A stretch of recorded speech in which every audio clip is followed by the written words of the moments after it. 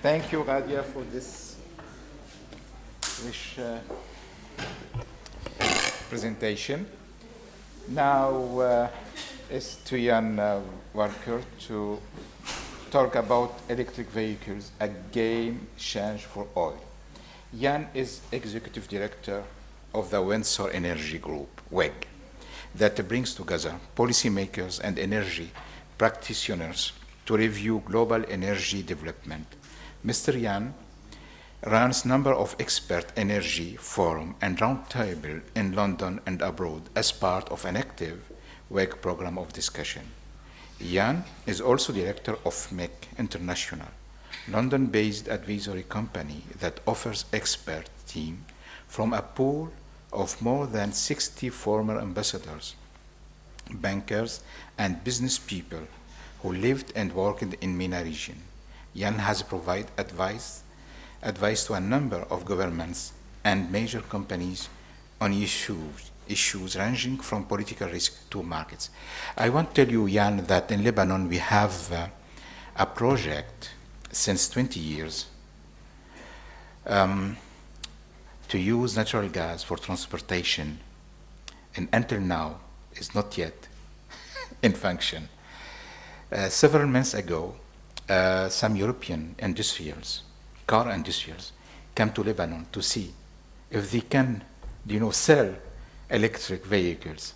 It wasn't successful. I count on you to convince us that it can be a solution for Lebanon. Thank you very much.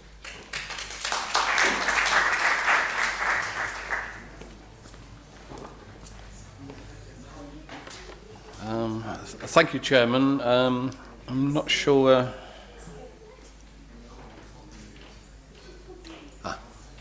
How do we close the stones? Escape, and we close this, and we close this, and It's the video. you want to show the video here. Right. Okay. This is to a little bit of entertainment.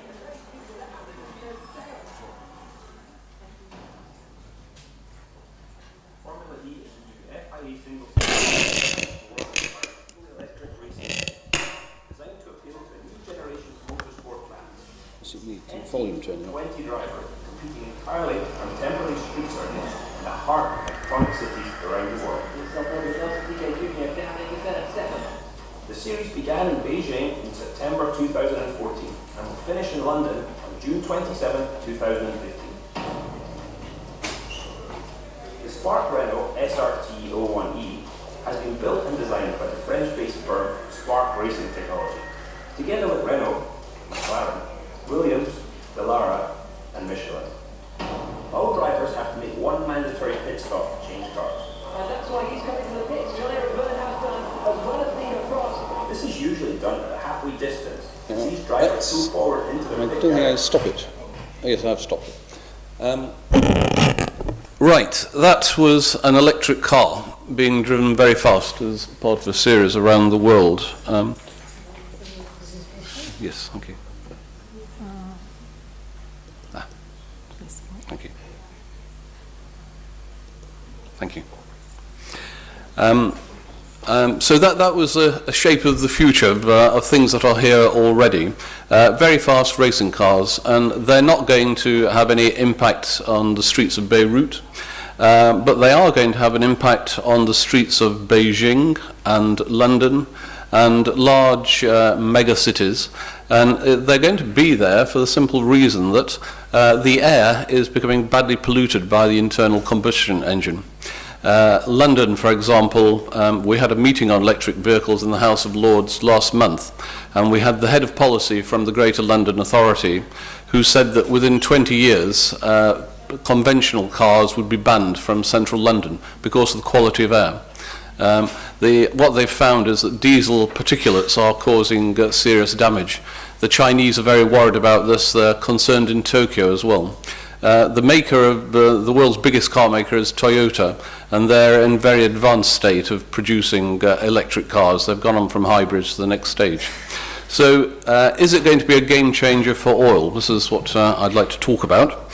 Before I do that, I'd just like to say it's very nice to be on your lovely campus and in Beirut. It's, all of you obviously have got some idea of pursuing a career in energy, so I won't be too dispiriting for you, I hope.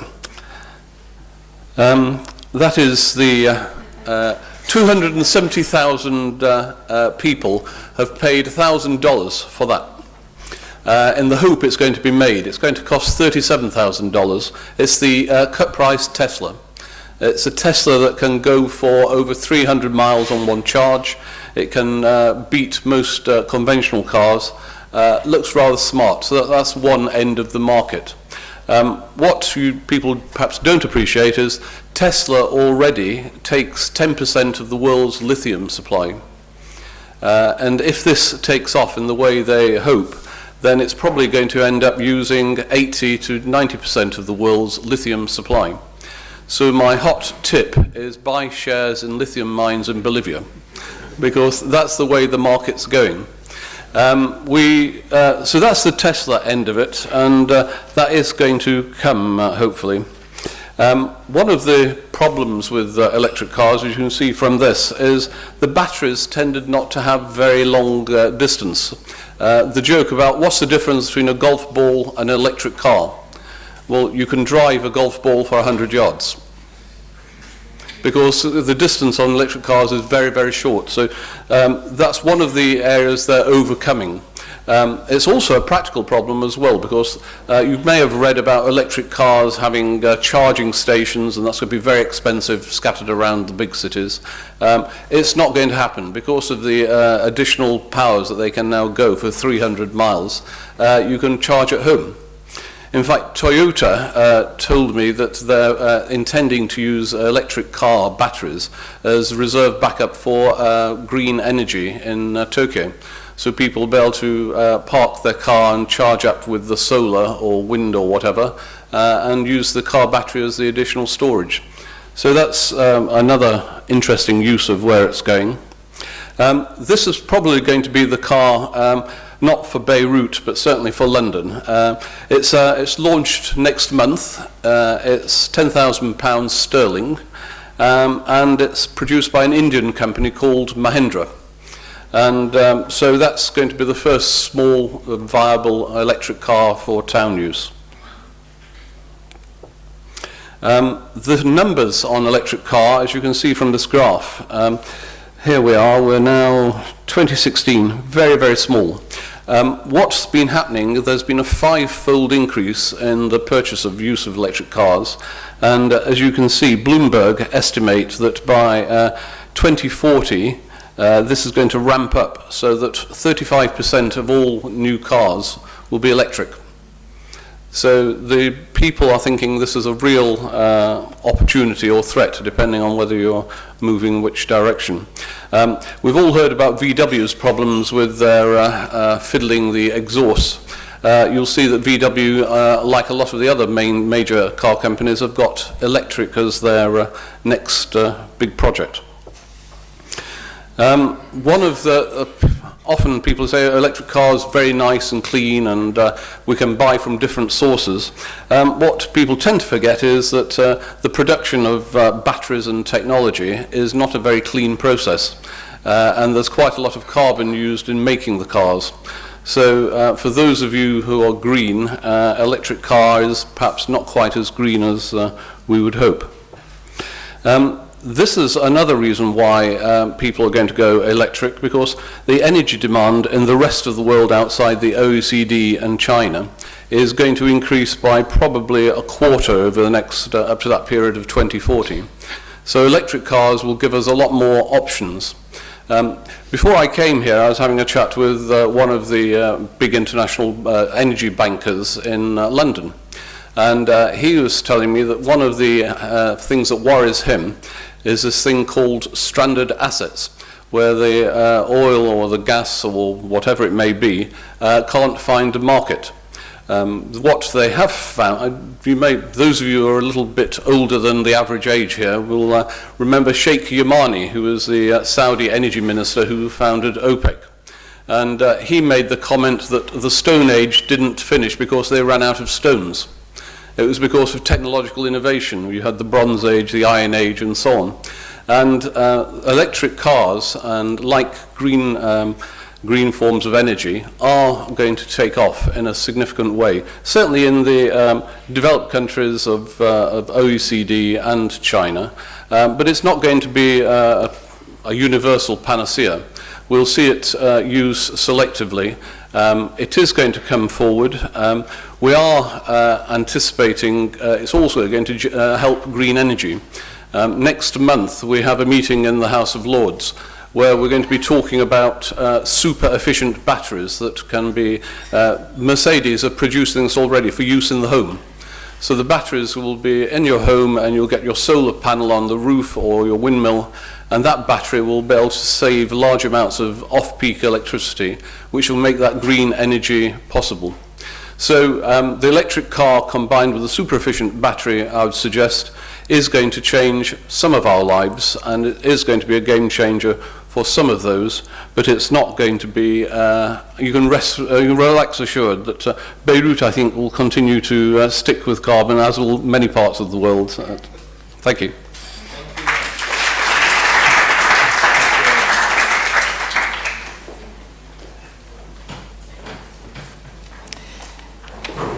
Thank you, Jan, for your presentation. Now it's Q&A time, and we are ready to listen to your questions. I have a question for Carol regarding shale oil and shale gas. I mean, why can't OPEC countries produce that, and is there a drastic impact on the environment and production of shale oil? You can hear me. Well, the shale potential in the Middle East and North Africa, and because you said OPEC, so let me talk about the Arab OPEC members and other non-OPEC members. But if I focus on our region in particular, there is a significant shale resource base. Now, of course, all these numbers are uncertain, but we still, I mean, if you think of Saudi Arabia or Algeria, they are among the top 10 resource holders for shale oil and shale gas. And the same thing for other non-Arab OPEC members, they do have.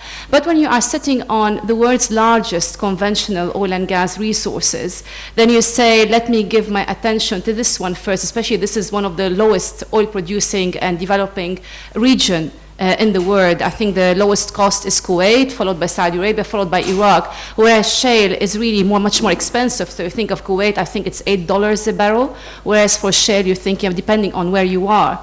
And of course for shale, it's not what the US showed us is the following. It's not where the resources are, it's where the resources are below ground, but what matters equally, if not more, is what you have above ground, starting with the availability of infrastructure, well-developed industry, the level of competition in the industry, government legislation, you name it. And I don't think the region is quite ready for that, even though, for example, Algeria is trying, but for me, Algeria has massive conventional gas resources that they can, or reserves that they can focus on. In terms of, so that's what I mean in terms of priority. In terms of environmental impact, of course, shale, it raised many questions. That it caused several earthquakes, including in the UK. Was it in Liverpool? Yes. Yeah. Blackpool, sorry. That it could contaminate water, it could cause all sorts of problems, but so is other activity for oil and gas and coal. So they all have an environmental footprint. And that's why it's very important to have the right regulations in place before engaging in these kind of activities. So that's why any activity will have an impact. Any activity that requires exploration and development of natural resource will have a certain environmental impact and footprint. How you can minimize that footprint is through your regulations. So if you look at North America and the USA in particular, they have pretty well advanced regulations that we don't have elsewhere. And it's not just about having the regulations in place, it's also about having a regulatory body that will ensure the implementation of these regulations. Carol, let me ask a question about shale oil price at wellhead compared to conventional price. You know, with shale, what has happened, something quite interesting, very rapid cost efficiencies or cost efficiency gains. So a few years ago, people were talking about $80 a oil price in order to make shale oil commercial. But then fast forward a few years later, people are talking about 30 to 40. So it's really, we are seeing massive efficiency gains when it comes to shale. And there is still plenty of room for improvement. So it is more, but mind you, shale is not the most expensive kind of oil. Even conventional oil, if you think of the Arctic, yeah, or deep water offshore Brazil, they are more expensive than shale exploration and development in North America. So it varies. I think, sorry, Radia wants to make an additional comment. Yeah, if you allow me, Mr. Chairman, you were very secure. No, I wanted just to add, because I'm coming from an oil and gas background, and I worked a lot on the unconventional resources, and see the global picture, not necessarily in the Arab country, how this impact. I want just to add, within the Arab countries and those members of the OPEC, the potential for unconventional resources do exist, and already I would say sometimes people make a mix when they define this. Obviously, already in Algeria, for example, and also in Oman, what we call the Thai gas, which is something compact, it's just question how you define the reservoir. And obviously this was already produced, and it just, you make hydraulic draining. This was horizontal draining, this already was done. Fracking was somehow done as well. The only thing that was not really done, that you need to have a lot of drilling in the same place, and it's like something that needs a lot of water to do it. So obviously for the Arab countries, those who are on the top in terms of resources, between brackets, because the resources you may go from 100 to 1, obviously in terms of percentage. So I don't really rely on resources. Usually when present a development plan, we look at proven reserves, and we look at as much the possible reserve. We don't talk about the potential. This is a long-term focus. But in any case, for these countries, the main element, in addition to what indicated Carol, is the water, and the water will remain a key parameters in terms of the below-ground factor in order to make this possible. In addition, the fiscal regime, that with all the changes that were already made, it cannot be feasible, and it cannot replicate the US experience, and this also will be the case in China. So, I am still influenced by European culture. I am against shale oil and gas exploration in our countries. Some European countries, for some European companies, oil and gas companies, it's forbidden for them to explore shale oil and gas in their countries. French, example, Total, is forbidden to work to explore shale gas or shale oil in France. They are working in Poland and Russia. The same for some German companies and Austrian companies. So I am against these techniques, and I hope to have a session about it. Walid, sorry.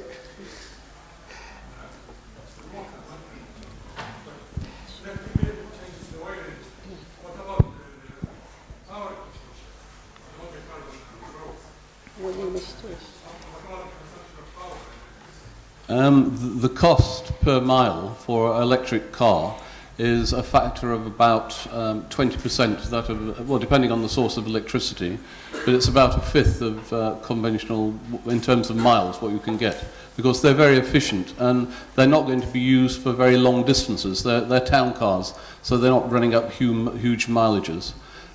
So you're right that over long distances, petrol and diesel will continue and are the most effective. But for small journeys in towns, electricity is going to be, certainly going to happen in the bigger cities. I should have mentioned also Los Angeles, California is going down that route because of their green credentials. That's policy driven as well.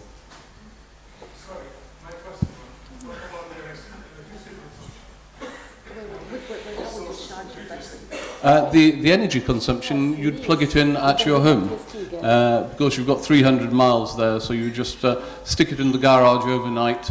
It takes about half an hour to actually charge your electric car, but the idea of building lots of charge points, isn't there? Yes, the electricity will come from gas or oil anyhow. Well, it'll come from gas because most oil is used for transport. Or nuclear or green. I mean, some people can drive electric cars and ask for just a pure. You can source now green energy, and you can ask it as a supply. It's for students. Yes. Here. Thank you so much. I have these small comments regarding first one, oil price to Ms. Nahla. So,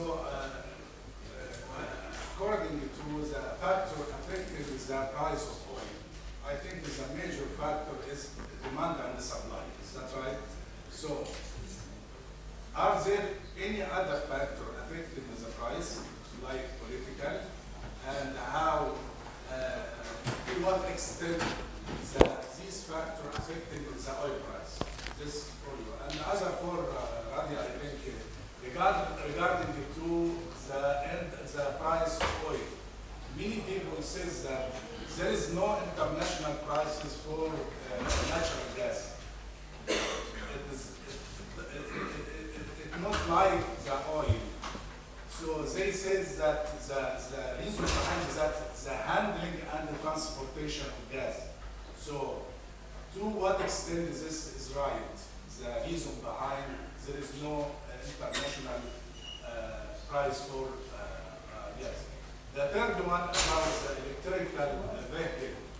Just from energy point of view, I think if the electricity source coming from oil, electrical vehicle, consumes more than oil vehicle. So, yeah, because if you take oil to produce electricity, so the conversion and the transportation and the moving from form to form, you lose a lot of energy. So I mean the energy consumed per kilometer per ton or per person for electrical vehicle is more than the diesel or gasoline vehicle. So I will give 1 minute. No, I'll be very short. Yeah. For political factors, of course, when we try to make forecasts for the oil price, we look at various factors, but at the end we have to see how they translate into supply or demand. So when you have wars or disruptions, or I don't know, two countries that are at war with each other, or when you have a civil war, that would translate into supply disruption into that country, and then it will impact the oil price. So that's why we always go back to the supply and demand. But of course, there are various drivers. Even if the government enacts a new policy, let's say removal of subsidies or imposition of taxes on cars, that will translate into an impact on demand, which in turn will affect the price. Now, another thing that I have to talk about is, if you think in terms of our reaction today or our ability to handle crises compared to 20 years ago, we are able to handle wars much better in the oil market than we were, for example, in the 70s and the 80s. Take the war between Iraq, Iran, or the revolution, the Iranian revolution. The oil price increased by more than 100% when we had a very small supply disruption, relatively speaking. In the last few years, we had much bigger supply disruptions, and the oil price did not really react to that. Why? Energy efficiency. We forget that. We're becoming much more energy efficient than we were before. Thank you very much. To respond in brief to the question of Salah, and they can elaborate when we will be in the office. Yes, we do not have, as explained, we have a regional market when it comes to natural gas. It's not traded as oil, and that's why usually I say it's when you talk about natural gas, it's a marriage between the supplier and the producer in most of the case, and it's much more efficient to have it through pipeline. If you look at the profitability, obviously through transportation is much more profitable than you talk about LNG, because you need to the LNG, and obviously this depends when you are. We do not have an international gas price, but we do have regional. In a brief, we have whether oil index, gas to gas competition, or a combination of both, as we can see in Europe and Asia. But obviously the oil indexation had an impact in somehow when we talk to the LNG. Because this is what we make in most of the cases profitable project in terms of a long-term contract and leaving part of it to the spot market. I agree with both the comments about electric cars, that this was going to be policy driven and it's on health grounds. So the car will be primarily by people who want to think, I'm driving a clean car, rather than worried about how it competes with other cars. It's not going to be that decision at all. And those policymakers are making those decisions. And therefore the car companies have made their decision to start investing heavily in it. It'll be coming through. Could I just make one comment on shale, which we have annual meetings at Windsor Castle every year, and we have a number of Americans join us for that. And one of the comments made this year was that something like 40% of junk bonds in the States are shale plays where shale people have put their forward costs at $80. And those plays are coming to an end now. It's going to be of a comparable size to subprime. If prices stay where they are, there's going to be some very unhappy bankers who are going to lose out on the junk bonds. And which is why a number of vulture funds are now being set up to pick up the shale pieces, because as Carol said, and as we know, as Nadia was saying, it's you can produce a lot cheaper than $80, but these guys in the States have been selling their market long at 80, and they're going to come a cropper. Yeah, but we don't know how much is sustainable over the time. This is what is important. Sorry, I cannot hear you. Yes. In the last decades, many countries like the US are using new techniques to produce and to extract oil and gas, like the hydraulic fracture or the fracking. To what extent these new techniques can explain the increase of the production of oil and gas in the US, especially that will make the US energy independent by 2020, even if it's a nightmare for the environment? Let's be realistic and be careful with the use of terms nightmare, because there are other things which are even worse nightmare than this. But you see, what you said about it is hydraulic fracturing or fracking, which is not a new technology. It has been around for many years, and the same thing, and the same thing for horizontal drilling, which has been around for decades in the oil industry. So they existed. It was the combination of those two technologies, that allowed the US to unlock its shale potential. The shale, we knew it was there for many years, but we thought it was not commercial. We did not have the technologies to exploit it. So it was the combination of these technologies and, of course, improving their cost efficiencies and continuous. Because you see, with any technology, once you have the technological breakthrough, then it's a question of time before you refine it. Think of the mobile phone that we used to use 10 years ago, and think of the mobile phones today. So that's exactly what we call in economics disruptive technology. So the discovery of electricity was a disruptive technology. The discovery of internal combustion engine was a disruptive technology. And the combination of hydraulic fracturing with horizontal drilling, we could put them in that category as well. And they were the one behind driving the shale revolution in the US, plus all the above ground factors which created a favorable ground for companies to take the risk and exploit those resources. Thank you. Thank you for the presentation. It's very informative. I'd like to ask Mr. Walker a question concerning the electric vehicles, electric cars. When we talk about electric car, pure electric car, we're talking about moving the emissions from inside the city to the outside, actually, that's all, because we need to charge electricity and we need to burn fuels to generate this electricity. For a country like Lebanon, this will not be an ideal solution. Lebanon is becoming one big city, and there is no place, actually, whenever we have power plants, there's always a complaint from the locals about the emissions and the bad air quality. So I think if we go to hybrid or to go to natural gas, this might be more feasible for a country where we have the third highest population density in the world. So, and I wonder why the car companies, we always see these international exhibitions, and they advertise hybrid vehicles that are marketed in Europe, in the States, but not in the Middle East. I don't know why not. what I was trying to say is it's certainly not for... I think Beirut will have a problem, well, judging by the size of some of the cars, and obviously the high-quality driving that you have in Beirut. But I do think that you're right about where it's going. The pollution will be moved to where it comes from. I think hybrids would work in this kind of setting. The problem with hybrids has been that they've only been successful where there have been policy incentives where make the price competitive.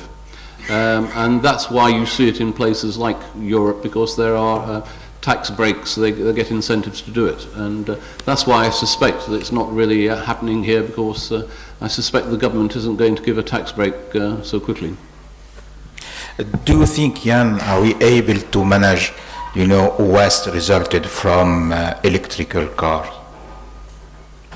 Yes, batteries, lithium batteries. Do you think that are we able here in Lebanon to do it? I think you're right. There's, apart from anything else, there isn't going to be enough supply of lithium and other rare earths as well. But you're right.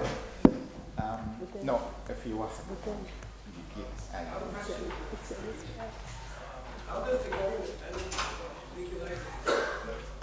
Sorry?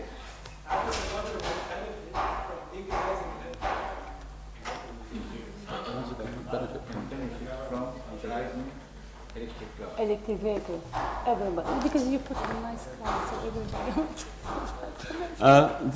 The government's benefiting for the simple reason that in China, air pollution, a combination of coal and cars, is probably about 3 to 4% of the economy is lost through ill health and other issues. In countries like the UK, London will be prosecuted because it's poor air quality. If we're not leaving Europe under Brexit, then the Europeans are going to fine London for having bad air quality. So there are both legal and very practical reasons. It's basically, it is affecting how people live. Can I? Actually, you touched on a very sensitive topic, because if you look at it from an economics perspective, at least in Europe, taxes on gasoline and diesel are very high. They generate a lot of revenues for the government. And some of those revenues go into funding renewable energy programs. So one has to think from a financial perspective, if governments replace conventional cars with electric vehicles, they should look for another source of income to replace whatever they are going to lose from this taxable base is going to disappear. And that, I don't know, I don't have an answer to that. They will have to look for elsewhere. They'll charge by mile per vehicle. They charge by mile. Yeah. Then you make them less commercial. Yes, however, I don't know who shall take in charge infrastructure for vehicle cars in Lebanon, consumer, government, or private sector. Yeah, yes. Question no. No, sorry, before Ani. واحد اثنين ثلاثة. You are third. Let's talk about biofuel. I mean, for a few years ago, there was a lot of talk about biofuel and using of biofuel in Europe, and this affected, of course, the price of feed for animals in this country. Tell us a little bit what's the trend in this? You want? I can comment later. I mean, the best example is Brazil with its methanol from biofuel. It's the biggest country in the world to run all its fleet on that. They did make a terrible mistake the first time around, because they found that the fuel was rotting the conventional engines, so engines have to have special seals in them, and it's very successful because they can call on that. But generally, biofuels for transport hasn't, apart from that, had a much significant impact.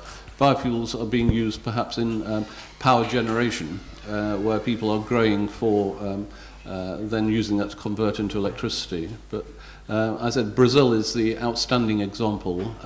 Again, it's driven by a government that said we want to do it, and they did it. And they do have a few 100,000 acres of land in which they can grow their methanol. I'd like to add to that. Well, we have to be careful with the use of Brazil as an example, because the sugarcane quality there is very different from elsewhere, and they have the space to grow the sugarcane.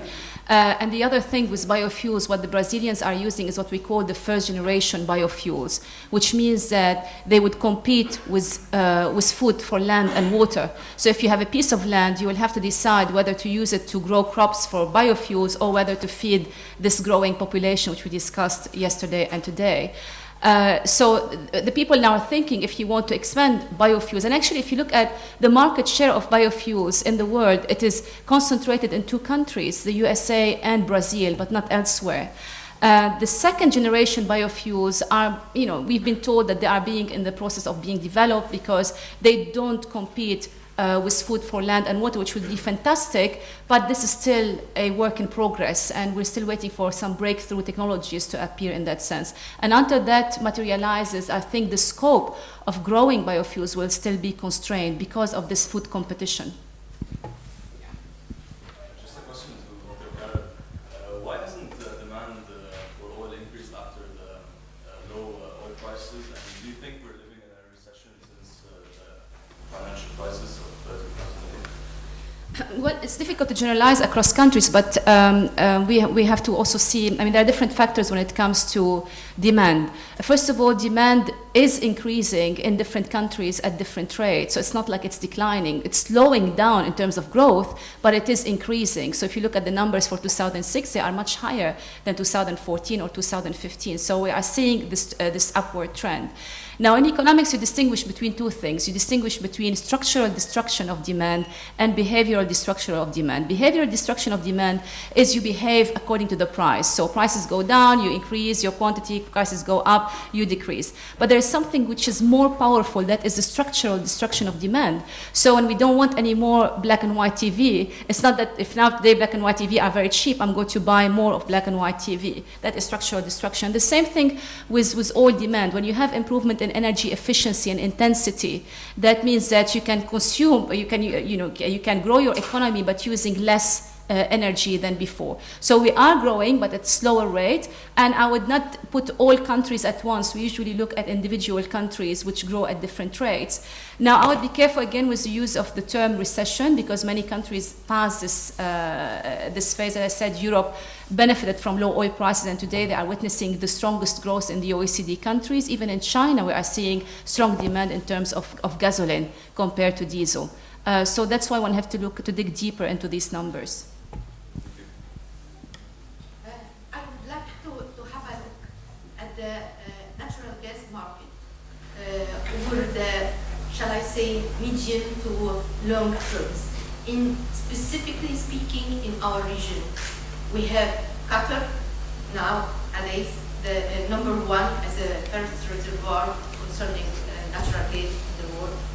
We have Iran, newcomer, old newcomer to the market very soon. We have this Mediterranean reservoir, and we have Russia, and Please, we have East Africa. So it was my question, but I want to combine all the questions. since I think maybe I have this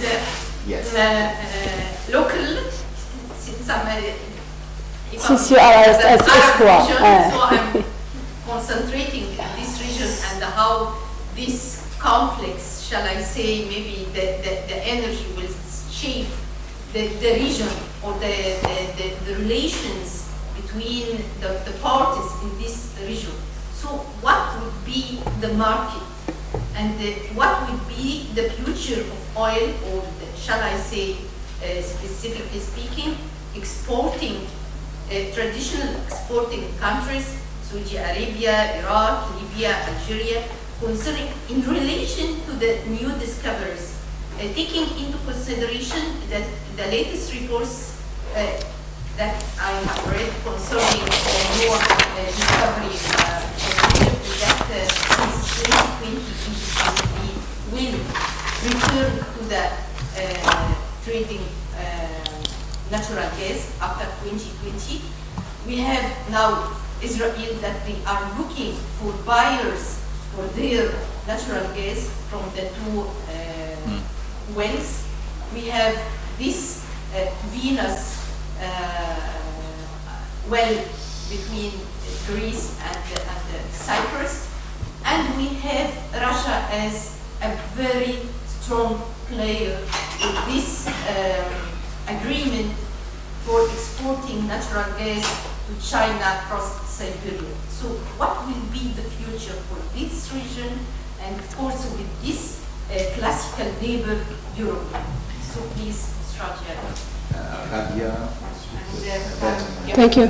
Yeah. Thank you, Buthina, for the question. As I indicated, I didn't want to give a long-term forecast because we are just looking to the impact of the oil price on a medium term because we cannot forecast.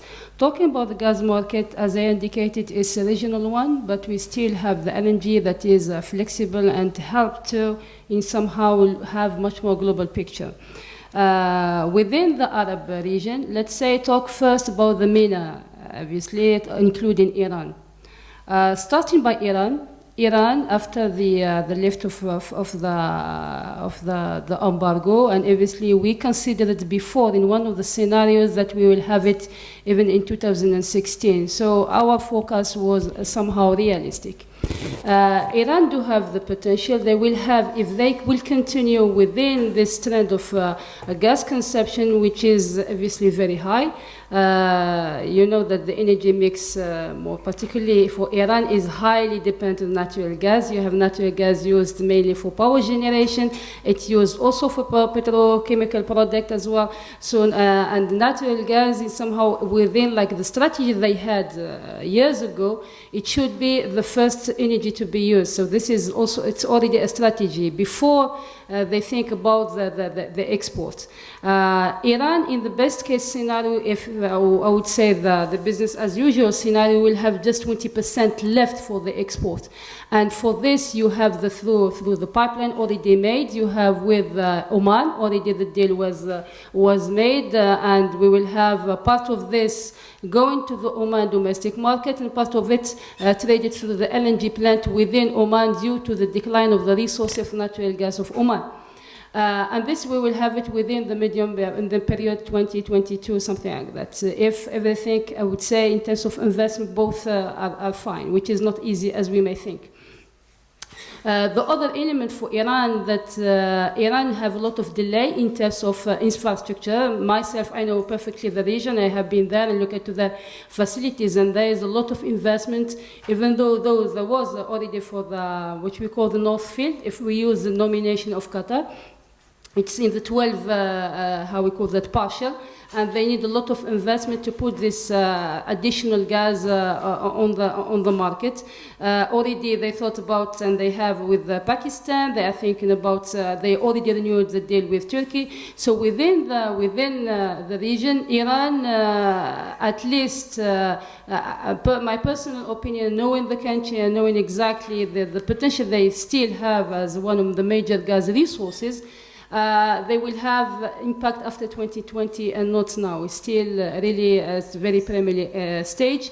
Another work that they need to do in terms of energy efficiency, it's a serious problem within Iran and it to be worked. And the subsidies program that they did not to remove them was not as efficient as we may think.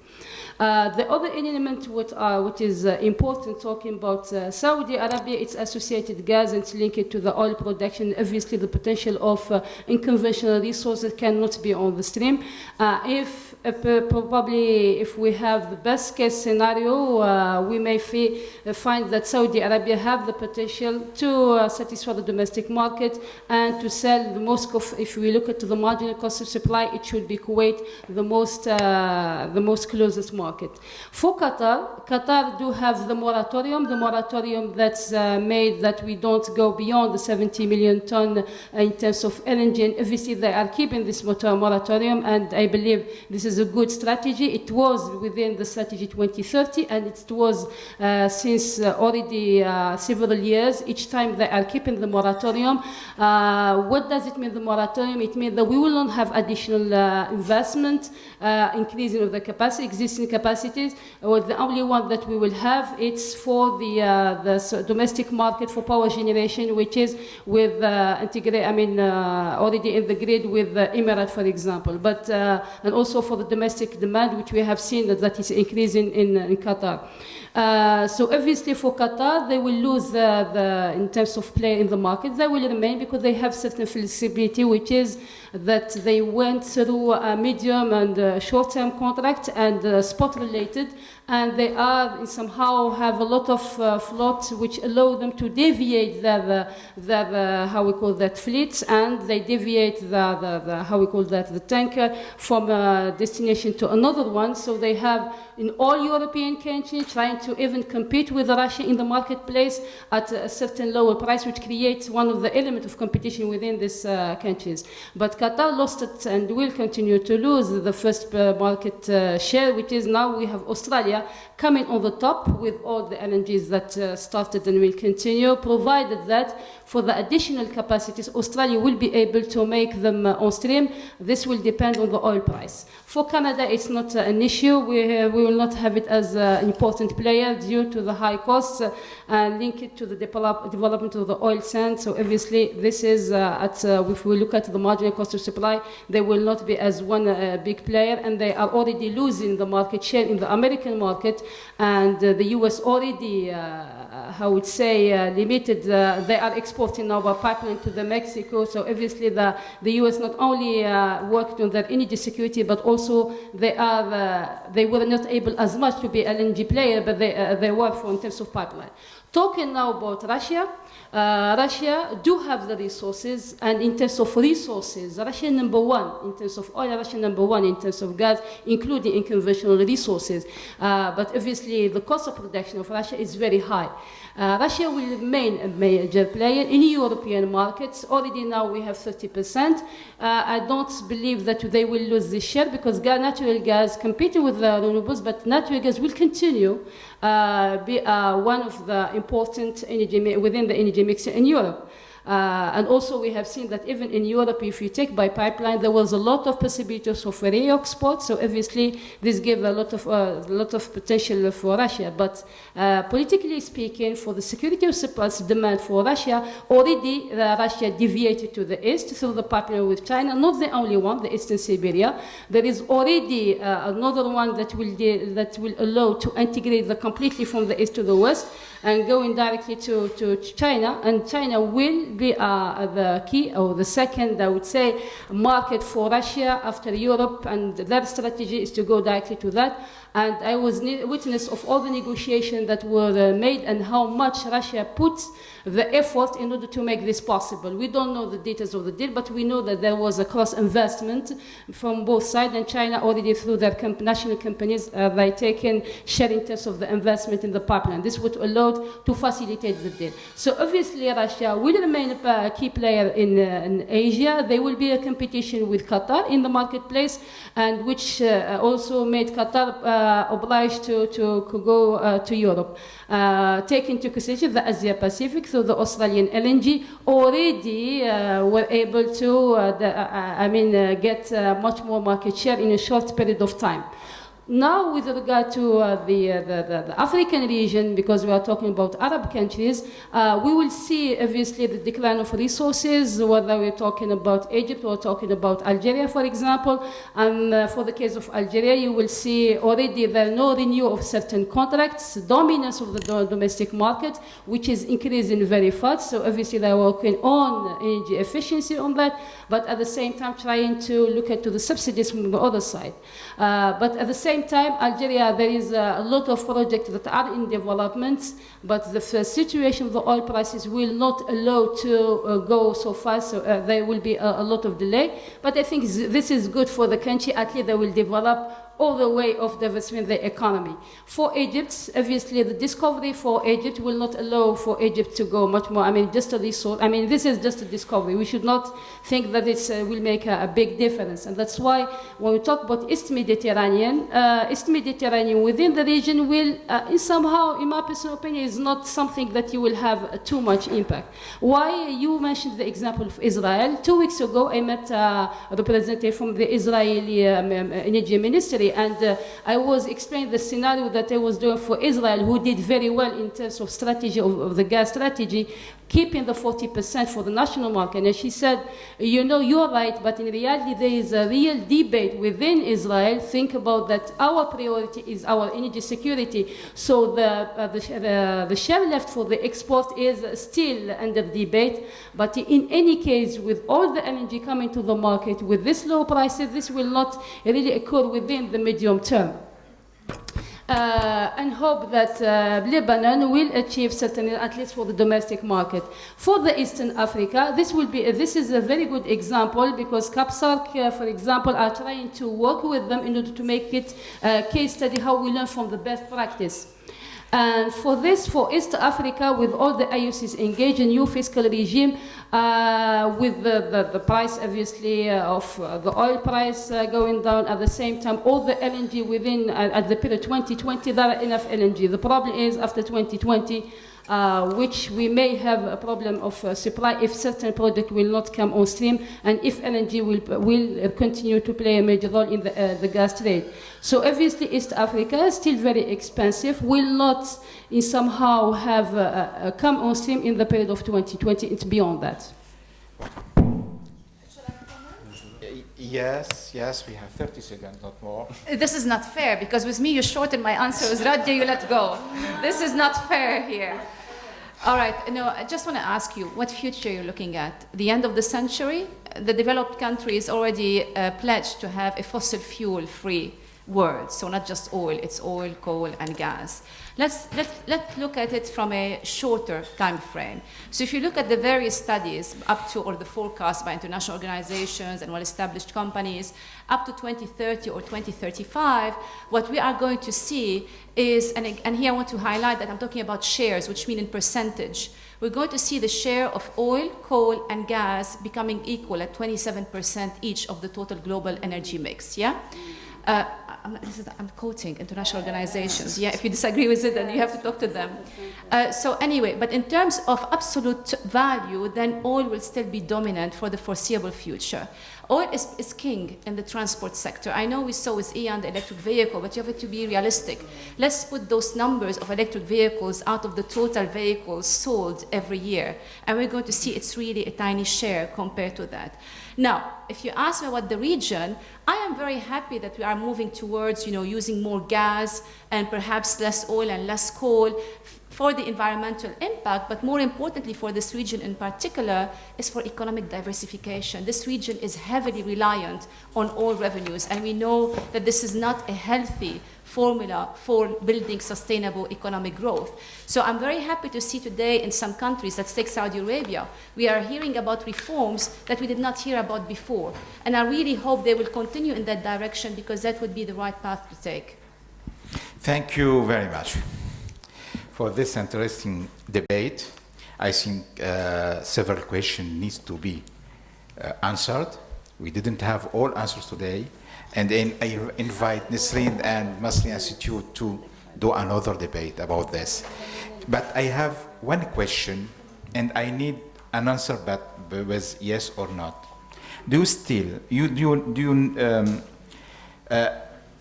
it's still interesting to continue our bidding process in Lebanon, since the regional price is $4 per million BTU? It's a question, yes or no? I will not tell you yes or no, but it's not fair to give you only yes or no. I would say it depends. You know why? Because the oil price is not the only determinant of investment. We heard of these figures about investment cuts of billions of dollars, but look at how much investment the oil companies spent on the previous year, so it's relatively speaking. Second, the oil price is only one of the determinants of investment decisions. Cost follow the oil price with a time lag of 6 to 9 months. So today we are seeing cost efficiencies across the world. In the North Sea, which is the most expensive region in the world, 20% drop in the cost since the fall in the oil price. So take that into consideration. And third, government policy. And here I'm going to give you the example of the USA, and then you conclude in any way you want. In the US, the Gulf of Mexico in the 1990s were what we saw in the 1990s is almost a replica of what we have today, even longer. We saw a period of very low oil prices for 15 years. In 1998, it was even less than $10 a barrel in nominal price. In the US, Gulf of Mexico was declared a dead sea for exploration. Yet, what did the American government do? They introduced a new law giving tax relief to oil companies. After that, by 1 year, we saw record increase in licenses bidding. So it all depends on not just the price, on the cost, and what you are going to offer in fiscal and terms. the company's strategies. And of course, you put that into perspective, but if you come from what I saw so far, I don't think it's the wrong time to go ahead. So I cannot conclude, really, Nisreen, because there are a lot of questions related to companies' behavior and related to local markets, to regional market, to a common, facility, cooperation in common facilities between Lebanon, Cyprus, and Egypt. That's why we cannot conclude today. We should continue, have another session about. But still, we don't know how is this affecting the employment market for young people. Which direction should they go? How is this going to affect another their future? question. We're graduating engineers every year, economists, business people, and the energy sector is a major sector in the Middle East, but yet there are no jobs, no offers in our job fair. I don't know. It's very good. Yeah. This is a closure because we have copy. Yes, this is, our mandate in ESCWA, that we look at the energy from the socio perspective, and we look at how this impacts the region, how this improves the quality of life, including obviously the right of women and including employment. I would say within the Arab countries, mostly those exporting countries, most of the students don't want anymore to study energy. If I'm referring to my country, for example, they're much more interested to finance, for example, economics, but not anymore energy. But in Lebanon, I would say I'm positive for the bid. Go for it. And in any case, doesn't mean that you don't have a proposal that was a failure. This is just you learn from the practices. And I had the experience previously going through that process. Does it mean the price is high or low? It would not work. There are a lot of parameters that indicate in that, Carol. But you need to start from somewhere, and you need to start. And you learn from this. And this will open a lot of opportunities for employment for our students. In all cases, yes. Energy sector in Lebanon, oil and gas, upstream sector will create a lot of jobs and opportunities in the countries. That's why we should really have another session about the other sessions about this question. Thank you very much.